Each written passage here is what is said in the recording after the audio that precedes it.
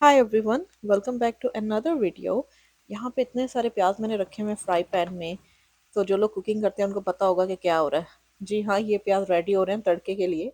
और आज मैं बना रही हूँ साबुत मसर की दाल। छुट्टी वाले दिन ना मेरी यही कोशिश होती है कि नाश्ते से फारिग होके अपनी बेटी को नाश्ता करवा के मैं लंच की तैयारी कर लूँ। और दाल बनाना बहुत ईजी है। Something that you can make without spending a lot of time. दाल में पानी और सारी चीज़ें डाल के रख दें और उसको बनने दें और कुछ घंटे बाद आपकी दाल तैयार है। लेकिन फिर बात आ जाती है कि तड़का लगाने की। दाल में जो तड़का होता है ना, दैट इज़ एवरीथिंग। सो यहाँ पे मैंने प्याज फ्राई होने रख दी है, साथ ही मैंने लहसुन छील के रख दिया है। सो जैसे ही प्याज फ्राई होंगे, थोड़ा सा गोल्डन ब्राउन ऐसा कलर आएगा, तो फिर मैं उसमें वो लहसुन डाल दूंगी। अच्छे थोड़े से जो आपको झाग नज़र आ रही है ना, क्योंकि मैंने इसमें ऑयल और बटर यूज़ किया है। सो बटर की वजह से थोड़ा सा झाग इसके ऊपर आ गया और ये बर्न भी हो रहा है। इससे पहले कि प्याज ज़्यादा जले, मैं इसमें लहसुन डाल रही हूँ। अच्छा, मोस्टली लोगों को ना लहसुन पसंद नहीं होता आम तड़के में, लेकिन अगर आप थोड़ा सा लहसुन डालें प्याज़ों के साथ और इसको थोड़ा सा फ्राई होने दें, तो इतने मज़े का इसका टेस्ट आता है। तो ये देखें, यहाँ पे जब तड़का है मेरा वो रेडी है। इसमें मैंने बटर और घी दोनों यूज़ किया है। दाल के साथ हमेशा अच्छे लगते हैं चावल। सो मैं यहाँ पे वाइट राइस बनाऊंगी और मैंने यहाँ पे राइस जो है वो सोक कर दिए हैं। यहाँ पे मोस्टली जो बासमती राइस है मैं वो यूज़ कर रही हूँ, और ये आते हैं पाकिस्तान या इंडिया से। बहुत अच्छी क्वालिटी के होते हैं। ज़्यादा और अच्छे बनते हैं अगर आप इसको ज़्यादा देर के लिए सोक करके रखें। तो मैंने भी यही किया है कि मैं एक आध घंटे के लिए इसको सोक करके रखा है। उसके बाद साथ ही मैंने पैन में पानी रख दिया है। यहाँ पे जैसे ही पानी गर्म होगा मैं चावल इसके अंदर डाल दूँगी। और यहाँ पे मैं आपको दिखाती हूँ बाहर, ये देखें बैकयार्ड में अच्छे खासे आज बादल आए हुए हैं, लगता है ऐसे है कि बारिश होगी। और यहाँ पे मैं एक्चुअली बाहर इसलिए आई हूँ कि मुझे चाहिए धनिया दाल में। टू बी ऑनेस्ट, किसी भी सब्जी में अगर धनिया ना होना तो उस चीज़ का टेस्ट थोड़ा सा इनकम्प्लीट मुझे तो लगता है।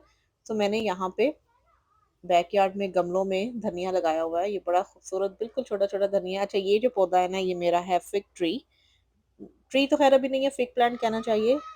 और बिल्कुल साथ यहाँ पे है मिंट लीव्स, और साथ ये है टमाटर के पौधे। अभी बहुत छोटे छोटे हैं, टाइम लगेगा ग्रो होने में। सो ये देखें जी, ताज़ा फ्रेश घर का धनिया। मैं तो कहती हूँ कि अगर आपके बैक यार्ड में फ्रंट यार्ड पे जगह है, सो आपको ऐसी चीज़ें ऐसे हर्ब्स लगा लेने चाहिए।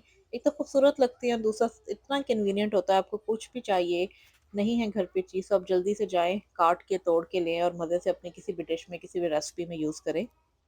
बड़ा खूबसूरत लगता है। अगर आपका छोटा सा किचन गार्डन है, कुछ लोगों को मैंने देखा है कि उनकी जगह भी नहीं होती, लेकिन उन्होंने इस तरह से मैनेज की होती हैं घरों में, किचन में चीज़ें लगाई होती हैं कि वो एक्चुअली ग्रो हो रही होती हैं इंडोर भी। सो डजेंट मैटर कि अगर आपके पास बाहर आउटडोर जगह है कि नहीं, लेकिन अगर आपको शौक है, so there are so many ways कि आप अपने घर पे एक छोटा सा प्यारा सा किचन गार्डन बना सकते हैं। सो यहाँ पे मुझे जितना चाहिए था मैंने तोड़ लिया, वैसे भी छोटा ही है। सो मैंने कोशिश किया कि मैं इसकी जड़ों को ना ही ख़राब करूँ। अच्छा, यहाँ पे जाते जाते मैं आपको ये प्लांट दिखाती हूँ। ये जो आपको पत्ते नज़र आ रहे हैं ना, ये आलू के हैं। हाँ जी, यहाँ पे हम लोगों ने आलू बीजे हुए हैं, कोई दो तीन ही होंगे। और इसका प्लांट देखिए कितना लंबा है। एक्चुअली ज़िंदगी में पहली बार मैंने आलू के पत्ते देखे हैं। न्यूयॉर्क में सच एज आलू होते नहीं हैं, सो इतना कभी देखने को मिली नहीं इसकी फसल। और जो पाकिस्तान है वहाँ पे भी हमारे इलाकों में फैसलाबाद वाली साइड पे आलू नहीं काश्त करते। सो आई नेवर गेट टू सी कि आलू का एक्चुअली प्लांट कैसा लगता है। बट फिर हमने एक दो आलू ऐसे फेंके हुए थे एक्चुअली क्यारी में, बट वो कुछ दिनों बाद जनाब उसके पत्ते निकल आए, and now we have a potato tree in our backyard.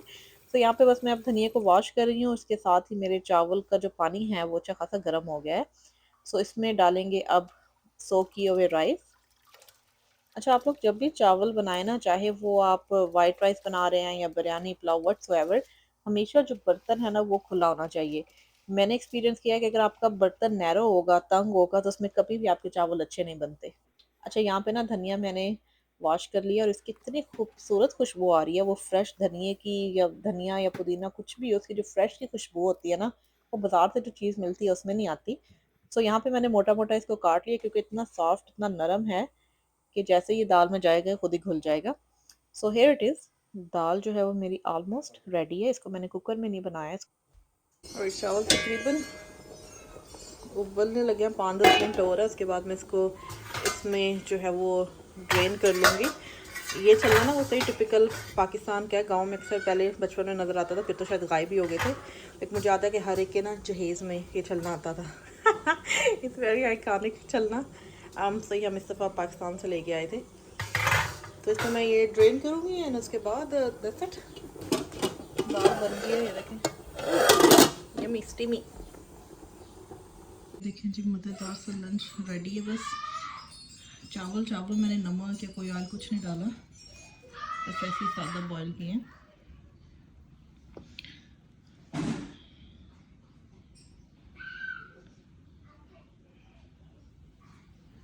मुझे कभी कभी टाइम मिलता है और मुझे हमेशा शौक़ रहता है कि मैं अपने हाथ की चीज़ कोई बना के खाऊं। तो जैसे ही कुछ बनता है ना, सबसे पहले मैं उस चीज़ को चखती हूँ। So here is my plate. आजकल हमारे आइलैंड पे एक ये बड़ा सा जार है जिसमें हमने बनाया हुआ है अचार। हाँ जी, ये मेरी अम्मी बना के गई थी एक्चुअली, पाकिस्तान जाने से पहले। अम्मी को नज़र आ गई ये जो होती है कच्चा आम, कैरी जिसको बोलते हैं, एक देसी स्टोर पे। फिर वो हम लाए, फिर हम लोग लाए ग्रीन चिलीज, लेमन्स और इस तरह की सारी चीज़ें हम लोगों ने इकट्ठी की। फिर जनाब हम लाए एक सरसों की जो तेल होता है उसकी बॉटल, और हर चीज़ हमने वही जो प्रॉपर तरीका होता है, मेरी अम्मा को आता है वैसे अचार बनाना घर पे। सो उन्होंने वैसे ही किया, सब कुछ काटा। फिर आई थिंक उसको नमक या हल्दी लगा के रखते हैं सारी चीज़ों को, फिर उसको ड्राई होने देते हैं कुछ दिन तक। उसके बाद सारे जो साबुत अचारी मसाले होते हैं वो डालते हैं, और बड़ी मेहनत के बाद फिर ये अचार रेडी होता है। और ये स्पेशल अचार मेरी अम्मा के हाथों का है, इसलिए आज के लिए किचन का सेंटर पीस बना हुआ है। और जनाब यहाँ पे मैं मज़े से लेटी हुई हूँ एक स्पा में। मेरा बड़ा दिल किया कि आज ना मैंने बड़ी कुकिंग की है तो मैं ज़रा थक गई हूँ, अपने आप को रिलैक्स करती हूँ। No, I am just joking. मैं किसी स्पा में नहीं बैठी हुई, बल्कि मैं यहाँ पे बैठी हुई हूँ पाँव वाले डॉक्टर के क्लिनिक पे। मेरे ना टो नेल का कोई मसला बन गया। ऑलराइट, सो डॉक्टर ने भी काटा है नेल आगे से, और जो है एनेस्थीसिया दिया है। So now my toe feeling numb. अभी जो है वो दूसरे पेशेंट को अटेंड कर रहे हैं, it's a private clinic, and then he gonna do and just remove that nail from nail bed completely. I think so, that's what he gonna do. Ow. But मैंने पहली बार देखा actually they are putting needle in the toe, नम करने के लिए area को, ताकि pen ना हो। बाकी का नाखून अभी काटेंगे, फिर देखते हैं कि नीचे से क्या निकलता है। सो भी बस नाखून को काट के देखेंगे जितना भी नाखून कट सका। This is my second actually. कल मैं गई थी अर्जेंट केयर पे। यहाँ पे जो है ना वो एमरजेंसी में, अगर आपको हॉस्पिटल में जाना तो अर्जेंट केयर एक क्लिनिक होता है जहाँ पे आप जा सकते हो। He didn't do anything actually, सिर्फ जो है वो एक पेन किलर प्रिस्क्राइब कर दी और एक antibiotics, but that's all. And he wanted me to go to the doctor, जो फुट डॉक्टर होता है। So finally I am here. I hope कि ऐसा कुछ हो जाए, कोई पट्टी शट्टी कर दे, कुछ भी टू बी ऑनेस्ट, ताकि मैं कल काम पे जा सकूँ। मेरी ऑलरेडी जो है ना वो 2 छुट्टियाँ हो गई हैं। कभी कभी ना बस छोटी छोटी चीज़ों से भी आपको ना तकलीफ पहुँच सकती है। तो वो लिटरली उसकी जो है वो पॉटी ट्रेनिंग चेयर थी, मुझे रियलाइज़ ही नहीं हुआ कि वो आउट ऑफ प्लेस पड़ी हुई थी ना, क्योंकि हम लोग उसको यूज़ कर रहे थे एक रात पहले उस पर क्लाइम करने के लिए। सो मुझे रियलाइज़ ही नहीं हुआ कि ये जो है सामने है। तो मैंने गागा को गोद में उठाया हुआ था, तो जैसे मैं गागा को लेके चली थी तो वो एकदम से मेरा पाँव हिट हुआ उस पर, और नेक्स्ट थिंग आई सा कि मेरा जो नेल है वो नेल बेड से ज़रा सा खिसक गया है, और हल्की सी जो ना वो ब्लीडिंग भी हो रही थी। तो तब तो चलो मैंने सर्वाइव कर लिया, गागा भी मेरी गोद में थी, शुक्र है उससे कुछ नहीं हुआ। तो फिर मैं वेट करती रही कि मेरे हस्बैंड घर आए तो मैं इसे TMD पे जाऊँ। वहाँ गई, उन्होंने भी कुछ नहीं किया। तो अब मैं यहाँ आई हूँ। अल्लाह करे कुछ हो जाए इस तरह से कि कवर कर दें उसको, ताकि मैं जो है ना वो फ्रीली बिना डर के वॉक अराउंड कर सकूँ, मूव कर सकूँ। तो या देखते हैं कि क्या करते हैं। सो डॉक्टर ने जनाब पूरा नेल रिमूव कर दिया है। अभी नेल बड पे सिर्फ ज़ख़म है, and as per him it going to take almost 3 to 4 weeks to grow back. अब बस ये है कि मुझे एहतियात करनी है, पेन किलर्स खानी है, और जो क्लोज टो शूज़ होते हैं वो नहीं पहन सकूँगी। और यहाँ पे जनाब मेरी गागा का फुल मूड है कि इसने सोना नहीं है बल्कि खेलना है, और मैं कोशिश कर रही हूँ कि जैसे ही ये सो जाए तो मैं अपनी दवाई खाती हूँ उठ के। अच्छा, चोट भी मुझे तब लगी जब मेरी अम्मी के आने के टाइम है, तो शुक्र है मुझे थोड़ी हेल्प हो जाएगी गागा को हैंडल करने में। नहीं डैडी, मैं यहीं से मंगवाया था। नहीं, पाकिस्तान से नहीं कभी कुछ आया। नहीं, यहीं से मंगवाया। ये एक्चुअली रोज़ बुश या झाड़ी, लेकिन जितने से खिले नहीं है। इनका भी क्या कसूर है, जब खिलने लगा तो ठंड आ जाए। अच्छे हो गए पौधे, वैसे चल रहे हैं सारे। इसमें जड़ी बूटियां आ रही हैं, तारन वाली हो रही हैं। जड़ी बूटियां कटन वाली। ये तो हाथ ही निकाल दे बंदा, छोटी सी तो जगह। काट दे, एक दो तो काट देता हूँ कड़ी। अम्मी मेरी लैंड कर चुकी हैं और हम बस वेट कर रहे हैं। मेरी अम्मी अभी घर बस पहुंचने वाली है, तो सब लोग हम फ्रंट पे बैठे अम्मी का वेट कर रहे हैं आने का। बड़ा मज़े का दिन होता है जब ना आपके पेरेंट्स से कोई भी आपका family member to be honest Pakistan से आ रहा हो। और सबसे एक्साइटेड ना मेरी गागा है आज। आप इधर आ रहे हो? हाय मम्मी, लुक नानो इज हियर। आगे पकड़ी इसको, हाथ रखी। लुक नानो इज हियर। लुक नानो, नानो का है? नानो नानो नानो का है? नानो गागा की नानो का है?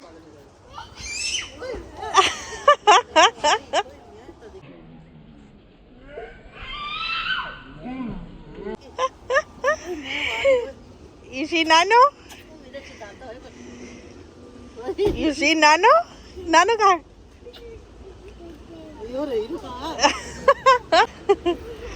क्या हो गया तेरे? चल तो रही भी।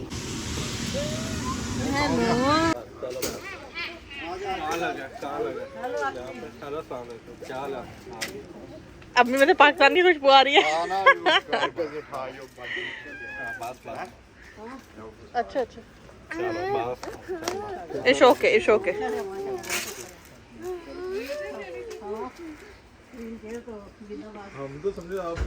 नानू का गागा, नानू का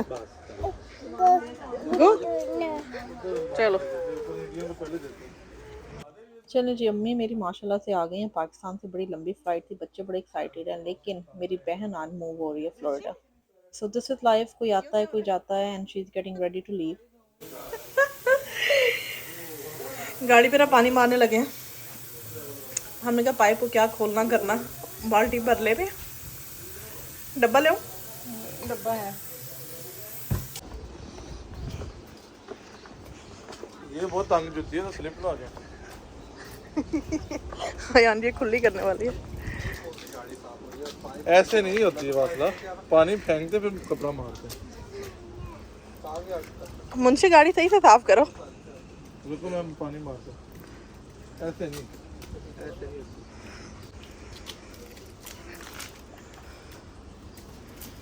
साइड मिरर भी सही करो। तू पकड़ उसका, गोदी लेके इधर आ रहा, गोदी लेके इधर आ रहा।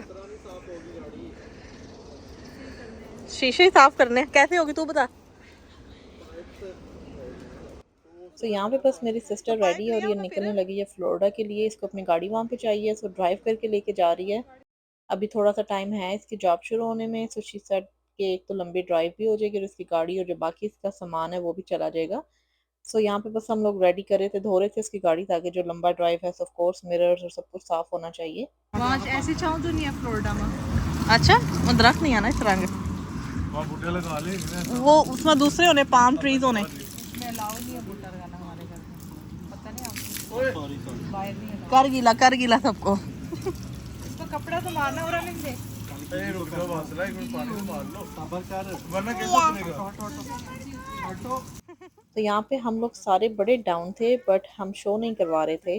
This is one of that life moment जहाँ पे आपकी ज़िंदगी जो है ना, आपकी बहन भाइयों की और आपकी पूरी फैमिली की लाइफ चेंज हो जाती है। सो टेक्निकली यहाँ पे इसकी ये जो प्रैक्टिकल रुखसती है वो हो रही थी।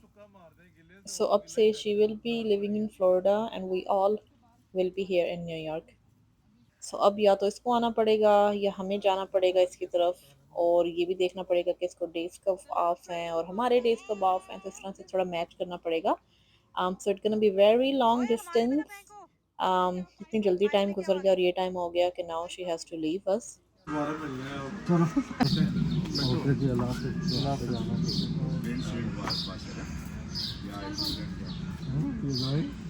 ध्यान से चलाएं और ज़्यादा ना चलाएं, लेट नाइट ना चलाएं। हाँ, लेट नाइट ना, 4-5 घंटे से ज़्यादा नहीं। मिडल लेन में रही हो, हेलो, मिडल लेन में चलती रही। हाँ हाँ, स्टेपनी रख देनी थी गाड़ी में।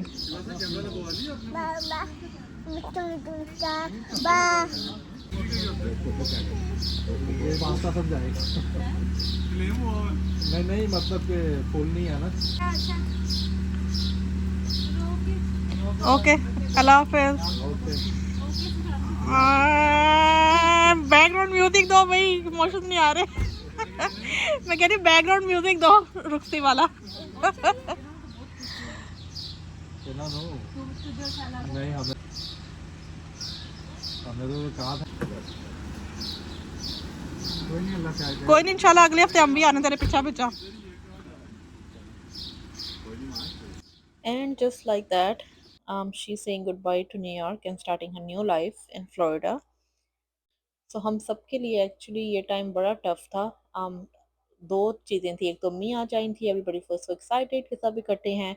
On the other hand she had to leave today. हम में से कोई भी इसको शो नहीं कर रहा था कि एक्चुअली हम लोग कितने उदास हैं इसके लिए। एक तो ये पहली बार इतना लंबा ड्राइव करने वाली थी, सो हमें था कि खैर खैरियत से पहुंच जाए, और दूसरा हम इसका दिल ख़राब नहीं करना चाहते थे कि she had a long travel to go. So we just wished her best of luck and we missed her.